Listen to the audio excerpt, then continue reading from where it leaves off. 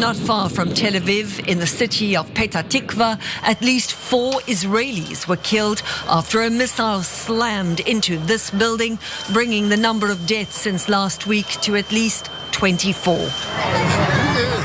But the toll Israel has inflicted on Iran is far higher. 224 killed, including women and children, as well as the ongoing assassination of top military commanders and nuclear scientists. So there you have it. 4 days after Israel launched an offensive war against Iran, the violence continues, and now Donald Trump is hinting at the United States getting more involved in the war that Israel started here. So Jen, before we get to more details, weigh in. Yeah, so I said that as Israel was starting this war, that they would pretend to be the victims, even though they clearly struck first. Clearly, it's a so-called preemptive war. But as Netanyahu admitted over the weekend, actually not preemptive. It turns out they were a long way away from having any kind of nuclear weapon, as we suspected. But Netanyahu even admitted it. So we're going to give those details to you guys in a little bit. And so what's happening now is amazing, because we've got a war both between Israel and Iran, but we got a war at home in America for who's going to be able to affect Donald Trump's decision on whether to go further. Because is America involved in this war? Absolutely, in ways that we're about to explain now. All right, so let's go there. To catch you up on what's happened over the past few days, here it is. Israel attacked Iran's state television station in the middle of a broadcast, pretty explosive to watch. Tehran residents attempting to flee the capital in search of safety. The centrifuges housed underground at a key Iranian nuclear facility remain intact at this hour. It's likely that only the US has the weapons required to damage that site. So watching that closely. Meantime, Iran struck an Israeli oil refinery overnight and damaged part of the power grid. Residential buildings were hit in and around Tel Aviv, killing at least 24 so far. So things are escalating.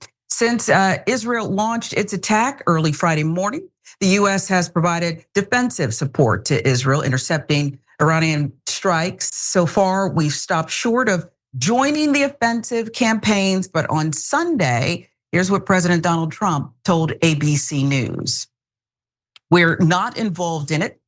It's possible we could get involved, but we are not at this moment involved.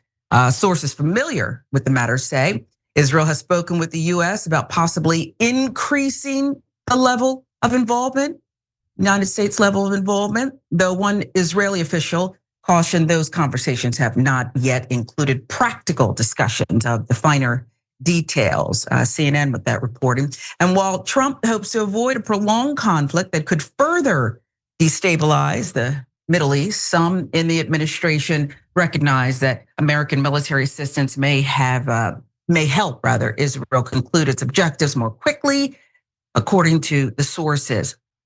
So all of that seems to signal that it's incredibly likely we will get more involved in this offensive campaign. Plus, Donald Trump is doubling down on his claim that Israel attacking Iran will actually help move nuclear negotiations forward. Asked if there's a deadline for Iran to come to the table, Trump told ABC this: no, there's no deadline, but they are talking. They'd like to make a deal. They're talking. They continue to talk. Something like this had to happen because I think even from both sides, but something like this had to happen. They want to talk. They will be rather talking, may have forced a deal to go quicker, actually. That's the president talking to ABC. Now, the only sign Trump's trying to keep Netanyahu in check is that according to two sources, he opposed an Israeli plan to kill Iran's supreme leader. But during an ABC News interview this morning, Netanyahu suggested that is still on the table, hilariously claiming that his attack on Iran is actually preventing war. Listen to this. U.S. officials tell us that the president flatly rejected a plan, an opportunity that the Israelis had to take out the supreme leader. Do you understand his concern? My understanding is his concern is that this would escalate the conflict beyond where it is already.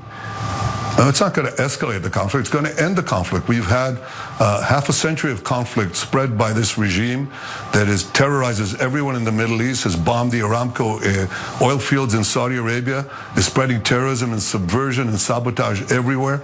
That's the forever war is what Iran wants, and they're bringing us to the brink of nuclear war. In fact, what Israel is doing is preventing this, bringing an end to this aggression, and we can only do so by standing up to the forces of evil. So are you going to target the supreme leader? Look, we're doing what we need to do. I'm not going to get into the details. All right, so there's Netanyahu. Cenk, I want to know, I mean, it's unfair to ask, but where you think this thing is going? Our involvement, the United States getting in deeper, will the supreme leader of Iran be targeted? And also why it seems the more the president talks, the less we learn. It's just a lot of doublespeak. Yeah, so I want to start with Netanyahu and break down what he just said because it was amazing. And then I want to get back into their plan all along because it turns out they never had a chance of taking out the nuclear facilities. They can't do it without us. They're now admitting that. So we're gonna come back to that in a sec. So Netanyahu in this clip says, we're just trying to stop the aggressive wars, as he literally just launched an aggressive war. Everything he says is projection. He says, Iran terrorizes everyone else in the Middle East. No, that's literally what Israel does. They've attacked Iran, Syria, Lebanon. They've also attacked Yemen. They've certainly destroyed, leveled Gaza. They're driving people out of their homes and killing them in the West Bank. They've attacked almost all of their neighbors and they terrorize all of their neighbors. So Iran didn't do any of that. Israel did that. Okay. Then he talks about, they constantly doing sabotage in the Middle East. Oh, you mean like pagers blowing up? I mean, sabotage. Are you kidding me? I mean, he's almost trying to rub it in your face like, I'm telling you all the things we do and pretending it's Iran. Now watch, I'll get the American media to play along. It'll be hilarious.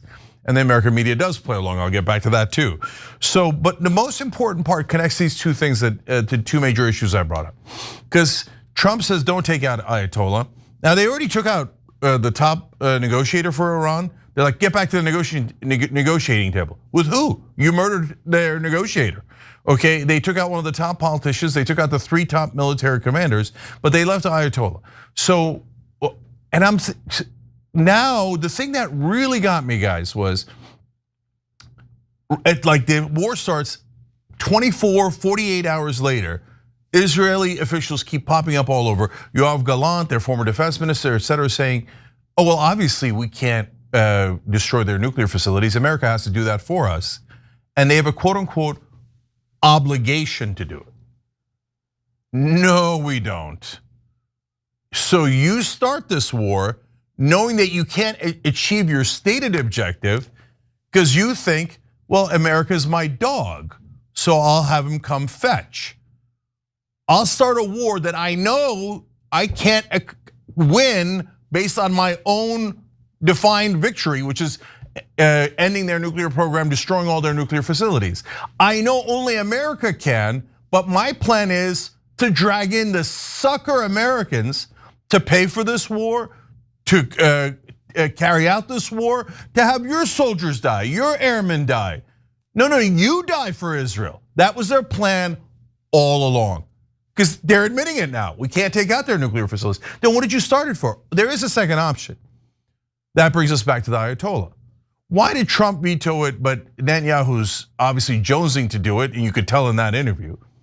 Because this is about regime change, just like Iraq. Why do they want the regime changed? Just like in Iraq, where, by the way, but to be fair, we had all this evidence of weapons of mass destruction. It turned out to be fake. And you know where we got that evidence? Israel. Isn't that funny? And whenever you ask, hey, how is Israel our special ally? We've given them $311 million. What have they given us? They go, we give you great intelligence. Do you? Do you? So now they want to do a regime change because before the Iraq war, Israeli prime minister said Iraq's our #1 enemy. Now they say Iran's our number one enemy. Not ours as in America, not even close. They mean ours as in Israel. So apparently America has an obligation to constantly take out their top enemy in the Middle East so they can continue terrorizing the Middle East. Apparently we have that obligation. We spent several $trillion doing that in Iraq on behalf of Israel. What did America get out of it? Now everybody agrees, the right wing agrees, the left wing agrees. Zero. We got nothing out of it. We got a bunch of dead soldiers coming home in coffins, but don't worry, the IDF didn't have to fight that war. So now they tell us, now we're gonna do a regime change in Iran. Why? Because then if we do that, we're gonna be greeted as liberators. I mean, seriously, after the Iraq war, you're going back to this sack of crap? You saw him in that interview. He said, well, once the Ayatollah's taken out, everything's gonna be solved. Yeah, because the Iranian people, and they say this with a straight face. I was on Piers Morgan this morning debating a bunch of these clowns, okay? They go, no, then the Iranian people will welcome us. Of course, when you drop a bomb on somebody's family, they say, come on in. Please run our country too. We would love it. No, us fight you, no way. No, we'll just surrender right away. So all of this is obvious propaganda. So Sharon, what's happening now is amazing. Because as we're gonna talk about a little bit later in the show, MAGA's in open revolt. The libertarians have already left the building. And there's now memes around libertarians and progressives clasping hands in the anti-war movement. We're done with this, right? And of course, what is the answer that Israel supporters have for all of us, all of the American voters who don't want this? Anti-Semites. All of America is anti-Semites, and if we don't want to be called anti-Semites, we better give them another $300 billion. We better spend another couple of $1 trillion on another war. We better take out all of their enemies. We better do all of their bidding. Otherwise, congratulations, right-wing and libertarians, you're now all anti-Semites. So, man, they keep messing around, to put it politely. And politically here in America, Sharon, I believe they're about to find out. Yeah, I think you're right, and we'll move on. But another quick follow-up here. With Israel seemingly puppeting the Trump administration, is there, and you have the president, of course, who is the ultimate back and forth guy. Is there enough talent, though, to keep us out of this escalation here, or do you see it as inevitable? Well, the problem is that over 300 members of Congress, that is the overwhelming majority of the House of Representatives, are funded by AIPAC. So now, mainstream media, there's two hilarious things. One is they're like, no, I don't see it. Even though AIPAC was the #1 donor in this election cycle, they're like, no, I don't see it. Not only do I not see it, and number two, politicians are angels. They're so moral, they would never be affected by the millions of dollars AIPAC's giving them.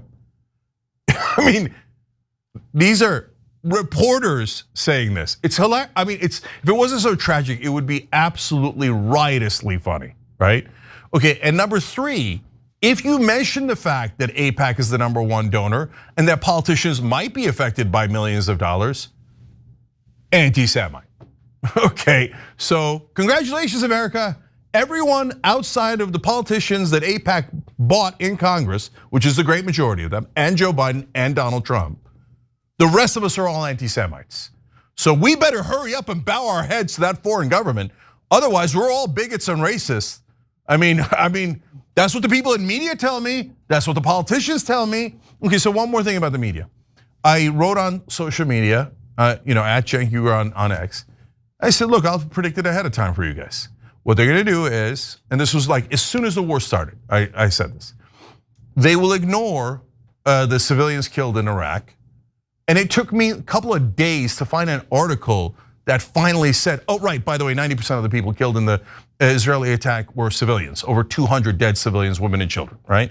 But for the first 48 hours, no talk of civilian deaths among the Iranians. Do you see cable news covering a lot of civilian deaths in Iran? Nothing, zero, right? We had to go abroad to find that clip for you, okay? And there's a couple of places, right? But American media, no. But the minute an Israeli house got hit,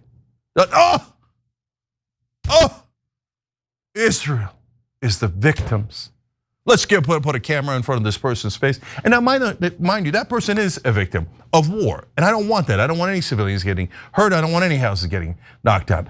At the same time, if you're an Israeli supporter, first of all, you're never going to acknowledge anything. But if you're a rational human being, you would have to say like, wait, that person is complaining about their house being knocked down. Can I get one reporter to ask, have you seen Gaza? Have you seen Gaza? All of the houses are knocked down, and you did that. And you didn't seem to have any problem with that. But one house or a couple of houses in Tel Aviv are knocked down. Oh, we're victims. I mean, we just started a war, and now 2 of their missiles got through. How dare they? How dare they fight back? People should know when they're conquered. Plus, let's murder their leader, take over their government. I mean, we're not going to do it. America, you do it and you pay for it. No, this is wearing super thin. Mainstream media has no credibility anymore as they tell us that the guys who started the war are doing it for self-defense. I mean, and look, I'm not saying this is an analogy. You take it for whatever you like. But literally every aggressor in the history of the world has said that they were doing it for self-defense. Even the Germans said that they had to defend fellow Germans in the Sudetenland. It was for self-defense, otherwise they were going to get attacked. They said the same thing about Poland. They said the same thing about every country they attacked. They said, oh, it was a preemptive war. We had to do it for self-defense. And so here we are with Israel saying the same thing. Now you could choose to believe them if you're a sucker or you're blinded by bias, but the rest of us have had enough. And as usual, if you want to know the actual facts, yes, Israel has killed 10 times the number of civilians in Iran as Iran has killed Israelis. You'll probably never hear that in mainstream media, but that's a fact and you can go look it up. If you enjoyed this video, that's because of our members. They make us independent, they make us strong, and they make us honest. Become a member today by hitting the join button below.